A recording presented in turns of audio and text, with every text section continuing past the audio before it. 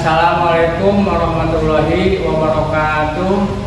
Perkenalkan, nama saya Firdaus SPDI. Saya sebagai guru mata pelajaran Sejarah Kebudayaan Islam di Madrasah Sanawiyah Al-Fatah Pabuaran. Sekaligus sebagai mahasiswa PPG dalam jabatan B3 di LPTK Universitas Islam Negeri Syekh Fasil Kediri. Di sini saya akan mempraktekkan video pembelajaran kondisi masyarakat pra-Islam. Demikian, wassalamualaikum warahmatullahi wabarakatuh. Assalamualaikum. Waalaikumsalam warahmatullahi wabarakatuh. Apa kabar adik-adik? Baik. Semangat terus ya. Ya. Coba sebelum belajar kita berdoa dulu. Siapa yang akan memimpin doanya? Silahkan. Ayo, ya, silahkan. Sebelum kita memulai pelajaran, mari kita baca doa. Baca dimulai.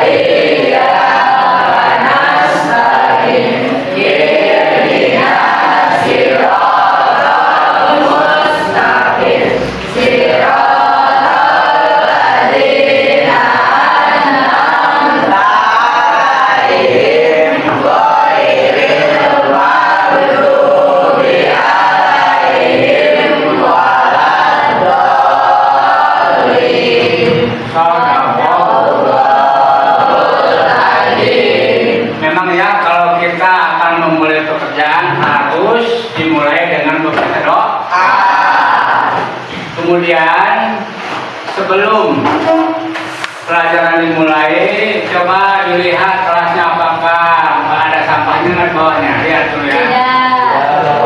Ya.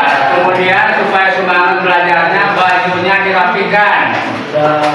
Dirapikan, kacunya dirapikan. Udah beres semua? Ya. Kemudian Bapak absen ya? Ya. Yang ke satu Sakira Akbari. Hadira. Yang kedua Daskia. Hadira. Siti Nur Jamila. Hadira. Siti Fatimah. Hadira. Yunita. Hadira. Dewi. Hadira. Umaira. Hadira. Nabila. Hadira. Salsabila Faria. Hadira. Bida Siti Komala. Hadira. Aldi Firmansa. Reza Al-Farizi. Berarti hari semua ya? Ya. Alhamdulillah. Sebelum pelajaran dimulai, alangkah baiknya kita beri yel ya. Jadi bagaimana supaya kita semangat? Ya, semangat. Itu ya. Tahu nggak? Ulang ya. Semangat. Ya, itu ya untuk semangat kita dalam belajar. Memang ya dalam belajar itu kita harus semangat. Kita akan mempelajari hari ini tentang kondisi masyarakat Arab pra-Islam. Nah, minggu-minggu yang kemarin kita sudah mempelajari tentang apa? Apa sih artinya khulafaur rasyidin itu? Orang-orang yang dekat dengan Rasulullah SAW. Siapa khalifah yang ke satu? Abu Bakar As-Siddiq. Abu Bakar As-Siddiq. Yang kedua Umar bin Khattab. Yang ketiga Utsman bin Affan. Yang keempat Ali bin Abi Thalib. Di sini ada jazirah Arab tetap di antara tiga benua Asia dan Afrika. Kemudian sebagian besar wilayahnya berupa padang pasir yang luas dan kering. Kemudian karena kondisi alam yang keras, sebagian masyarakat hidup memedan berpindah-pindah untuk mencari air dan bubur. Kemudian kota Mekah, Madinah, Yatsrib, dan Taif menjadi pusat peradaban dan perdagangan utama. Di sini ya ada Jazirah Arab terletak di daerah benua Asia Afrika. Ini petanya. Ada wilayah ini ya di antara tiga benua, benua Asia, Afrika, dan Eropa. Kemudian bagaimana sebagian besar wilayahnya? Wilayah yang di Arab itu berupa padang pasir. Padang pasir itu tidak ada air, jarang, ya. Kemudian panas, sangat kering. Tapi alhamdulillah walaupun daerah ini panas dan kering, tapi peternakan subur itu. Kemudian yang ketiga, karena kondisi alam yang keras, sebagian masyarakat hidup nomaden berpindah-pindah. Dan akhirnya masyarakat ini selalu berpindah-pindah mencari air. Ya. Pindah-pindah kali itu sampai-sampai dia menemukan air. Kemudian yang terakhir kota Mekah, Madinah, Yatsrib, dan Taif menjadi pusat peradaban dan perdagangan utama. Dulu Madinah itu namanya Yatsrib, kemudian diganti sekarang Madinah, dan peradaban dan perdagangan utama. Selanjutnya, sabar ya. Selanjutnya, masyarakat hidup dalam kelompok suku kabilah dengan ikatan darah yang kuat. Jadi masyarakat ya berkelompok-kelompok, ada sukunya, kabilah-kabilahnya atau bagian-bagiannya dengan ikatan darah yang kuat. Kadang-kadang turun-temurun begitu, ya keras kalau udah gitu.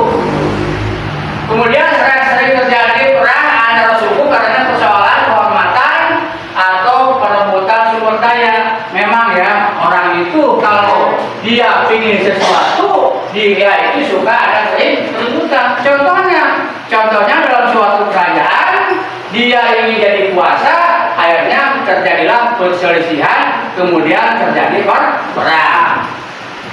Kemudian laki-laki memiliki kedudukan tinggi, sementara perempuan sering dianggap rendah derajatnya. Betul. Sebelum Islam ya, laki-laki itu lebih tinggi, perempuan rendah derajatnya. Dulu zaman jahiliyah, kalau lahirnya seorang bayi perempuan dikubur hidup-hidup karena perempuan itu katanya pembawa sial. Itu sebelum datangnya agama Islam.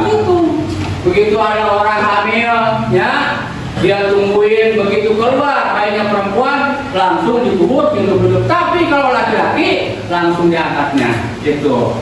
Ya. Yang keempat, nilai-nilai yang dijunjung tinggi: keberanian, kesetiaan, dan kehormatan dan kedermawanan. Nilai-nilainya keberanian, dia orangnya berani. Kemudian kesetiaan, dia setia.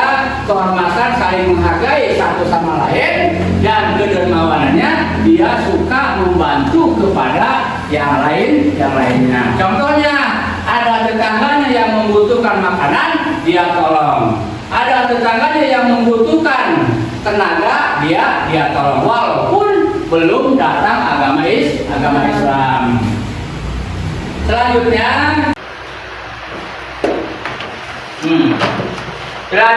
mayoritas. Nah, di sini ya kondisi agamanya. Sebelum datang Islam, dia itu suka menyembah kepada berhala atau paganisme. Namun kata orang Sunda mah, nyembah kepada berhala teh, nyembah kepada tapekong, berhala, ya. Dia sembah, ya dia sembah. Kemudian berhala itu ada namanya, ada si Lata, ada si Uja, ada si Mana. Waktu itu zaman Nabi Ibrahim, Ka'bah dikelilingi oleh berhala-berhala itu. Berapa jumlahnya? 360 berhala. Dari 360 berhala itu, siapa ketuanya, siapa yang paling tinggi derajatnya, itu namanya berhala si Kuba yang 360 berhala itu. Kemudian dia pun menyembah kepada malaikat dia sembah, ya. Kemudian pada dewa dewi, ya, sebab sebelum datangnya agama Islam masih kene, masih jahiliyah kene. Kemudian sebagian kecil yang mengikuti ajaran Hanif, Yahudi dan Nasrani. Hanif ini, Yahudi ini, Nasrani ini agama-agama Kristen, ya. Zaman dahulu kan dia itu nyembah kepada yang apa tuh yang pakai itu, yang pakai salib itu Yesus Kristus. Dia sembah, ya. Kemudian dia yakini, akhirnya dia disebutnya agama Nasrani atau Yahudi. Kemudian dia menyembah Allah tapi menyekutukannya dengan berhala. Maksudnya dia menyembah Sang Pencipta tapi menyembahnya kepada berhala. Kalau kita menyembahnya kepada Sang Kholik, karena Kholik itu yang menciptakan kita. Kita sebagai makhluk, kalau Allah sebagai Kholik, namanya Sang Pencipta. Selanjutnya, kondisi moral dan budaya. Disebut zaman jahiliyah. Jahiliyah itu kebodohan. Ya. Kebodohan di sini bodoh dalam hal keimanannya, bukan tenaganya, bukan pikirannya. Sebenarnya dia pintar-pintar, dia bisa bikin ini bisa. Cuma dalam keimanannya dia bodoh. Dia percaya kepada yang leluhur, dia percaya kepada sang ruh halus, kemudian kepada berhala, tapi dia tidak menyembah kepada sang Kholik, yaitu Allah Subhanahu wa Ta'ala. Kemudian kebiasaan buruknya apa? Kebiasaan buruknya, satu, berjudi, mabuk-mabukan, berperang, dan memungut bayi perempuan. Ini tidak hilang. Kemudian sebab waktu itu tidak ada aturan, ya, mana yang haram, mana yang halal, sebab belum datang agama Islam. Kebiasaan yang berjudi, mabuk, berperang, memungut bayi perempuan. Kemudian nilai baiknya dia berani kedermawanan dan kehormatan suku. Dia berani, kemudian dia sosialis, suka membantu yang lainnya. Kalau orang lain itu membutuhkan pertolongan dan kehormatan suku antara suku dengan yang lainnya, dia pun saling menghargai. Kalau di kita mah menghargai sesama agama namanya toleransi. Kemudian di sini ada tugas, ya. Nanti oleh kalian isi masing-masing kelompok. Di sini misalnya kelompok 1 namanya Aminah, ya, kelompok 1. Kalau kelompok 2 misalnya di sini Aden, ya. Jadi jangan mengisi yang 2, yang yang 1, ya. Kalau yang 2, kelompok 2, yang 3 di sini, yang keempat, yang keempat itu.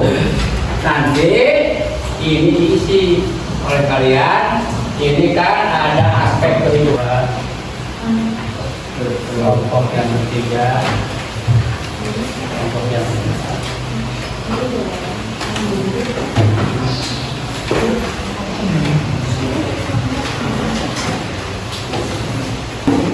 Nomor yang terakhir, yang keempat, apa hikmah yang dapat kita ambil dari mempelajari kehidupan masyarakat Arab pra-Islam?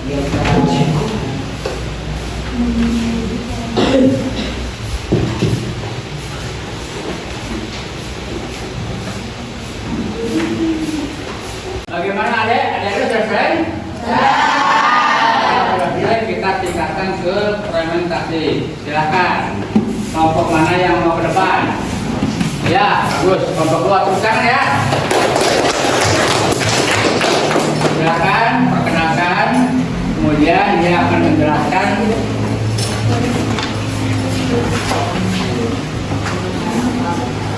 Assalamualaikum warahmatullahi wabarakatuh. Waalaikumsalam warahmatullahi wabarakatuh. Dari kelompok 2 akan mempresentasikan tugas kehidupan masyarakat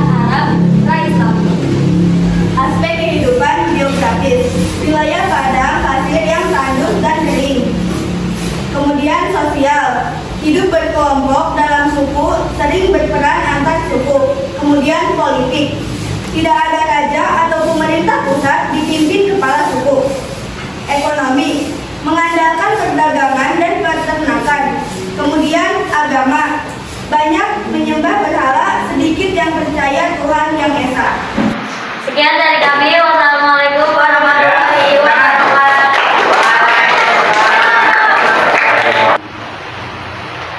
Kemudian kesimpulan. Nah ya, kesimpulannya Islam hadir untuk mengubah masyarakat dunia menjadi umat yang beriman, berilmu, dan berakhlak mulia.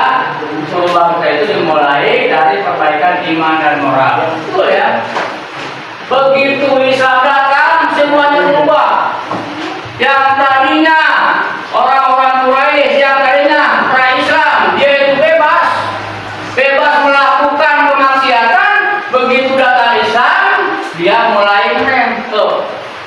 Jangan lakukan perjudian, jangan lakukan perzinahan, jangan lakukan apalagi adu ayam dan sebagainya. Sebab ini dilarang oleh agama Islam. Kemudian ubahlah akhlakmu. Kan ya kata Nabi, dia punya akhlak yang mulia. Dulunya Kanjeng Nabi dibenci oleh kaum Quraisy, kok kenapa jadi sayangi? Nah, sebab Kanjeng Nabi punya akhlak yang mulia, yang tadinya orang Quraisy benci. Sampai-sampai waktu Nabi sedang berdakwah, dia dilempari pakai kayu bengkak, ya, pakai sendal bakya dan sebagainya. Kok kenapa jadi suka? Sebab Kanjeng Nabi punya akhlak yang baik. Kanjeng Nabi pemaaf. Sampai-sampai ada seseorang pamannya, dia mau menjahili Nabi, tapi oleh Nabi dimaafkan. Itulah ya. Alhamdulillah, begitu datang Islam, ya, kita punya akhlak yang mulia. Kemudian kita dilarang bermain, perjudian, perzinahan. Hidup di masa pra-Islam, apa yang ingin kamu ubah dari keadaan masyarakat saat itu? Coba. Siapa namanya? Jamila. Ya, Jamila, silakan jawab. Yang pertama ada mengakhiri perbudakan. Saya ingin menghapuskan praktik perbudakan yang umum di masyarakat Arab pada saat ini. Saya percaya bahwa semua manusia memiliki hak yang sama dan harus diperlakukan dengan adil dan hormat. Kemudian yang kedua, meningkatkan kedudukan perempuan. Saya ingin meningkatkan kedudukan perempuan di masyarakat Arab yang pada saat itu sangat rendah. Saya percaya bahwa perempuan memiliki hak-hak yang sama dengan laki-laki.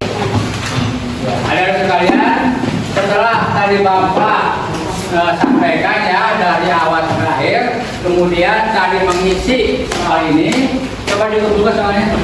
Coba ini ya, terus ini mana ya, oke, terus ada murah nih. Sebelum ditutup dalam pembelajaran ini, Bapak ucapkan terima kasih dan diakhiri dengan membaca doa. Bacalah doa dalam hati, berdoa mulai. Terima kasih, mudah-mudahan dalam pelajaran ini kita bermanfaat semuanya. Diakhiri dengan wassalamualaikum warahmatullahi wabarakatuh.